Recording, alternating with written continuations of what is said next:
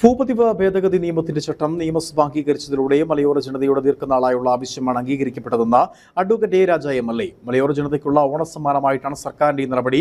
2021 ഈ സർക്കാർ അധികാരത്തിലെത്തിയപ്പോൾ ഇക്കാര്യത്തിൽ ജനങ്ങൾക്ക് നൽകിയ വാഗ്ദാനമാണ് ഇപ്പോൾ നിറവേറ്റപ്പെട്ടിട്ടുള്ളതെന്നും MLA പറഞ്ഞു.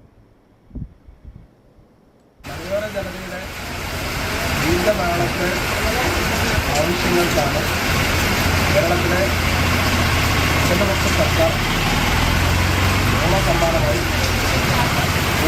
ഭേദഗതി നിയമത്തിൻ്റെ ഭേദഗതി അതുപോലെ ചട്ടം ഇന്നലെ മന്ത്രിസഭാ യോഗം അംഗീകരിച്ചിട്ടുണ്ട്. ഇന്നലെ 1960-64 നിയമം വെച്ചുകൊണ്ട് എന്താവശ്യത്തിനാണോ പട്ടയം നൽകിയിട്ടുള്ളത് ആ ആവശ്യങ്ങൾക്ക് മാത്രമേ ഉപയോഗിക്കാൻ കഴിയുള്ളൂ. എന്നാൽ അതിൽ നിന്നും വ്യതിചലിച്ചുകൊണ്ട് പലരും പല ആവശ്യങ്ങൾക്കായി ഇത് ഉപയോഗിക്കും.